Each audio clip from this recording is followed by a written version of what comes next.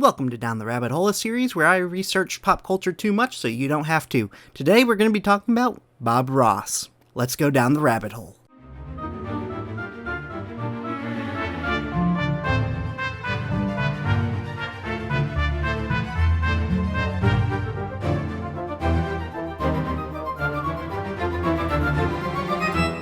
Bob dropped out of high school in the 9th grade to work as a carpenter with his father. During this time, he lost part of his index finger.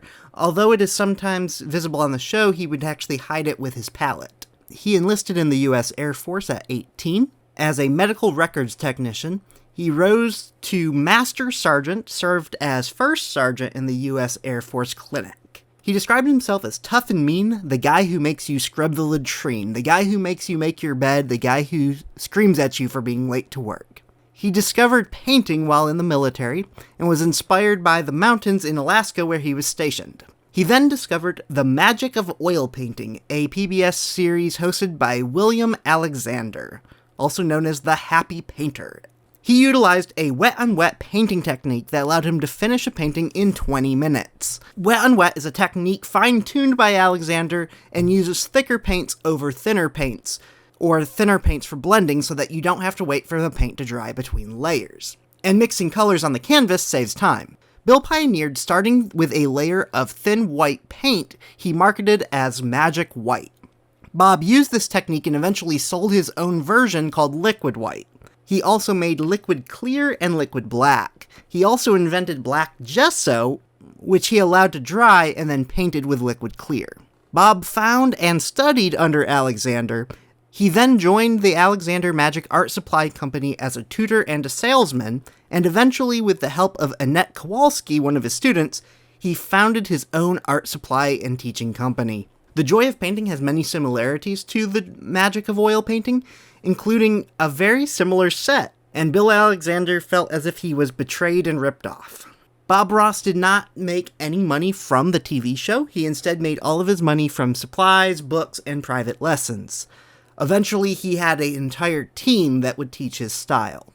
He made at least 3 copies of each painting. One was kept off camera for him to reference, the second one was painted on the show, and the third one was painted and photographed at each step for the instruction books. Most of the original paintings were donated to PBS stations to be auctioned off.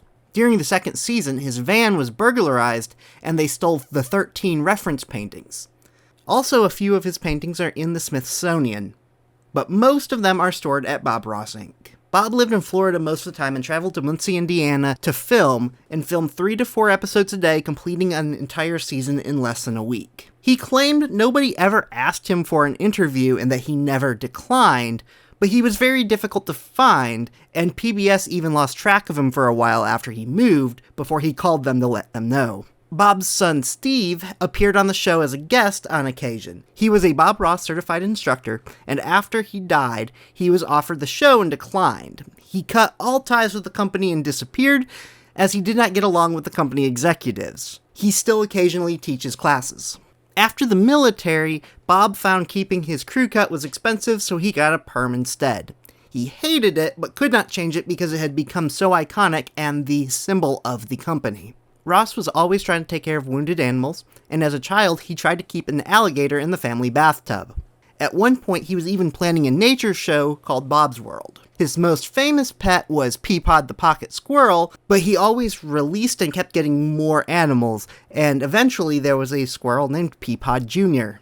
Bob Ross Inc. still sells art supplies and paint, and still offers classes. And they also offer classes to become a Certified Ross Instructor, or CRI. There are 3 different types of CRIs: Floral, Landscape, and Wildlife, and each certification requires 3 week-long classes, each of which costing $395.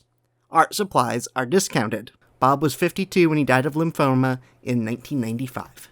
That's it for this episode. Here's a clue about our next episode.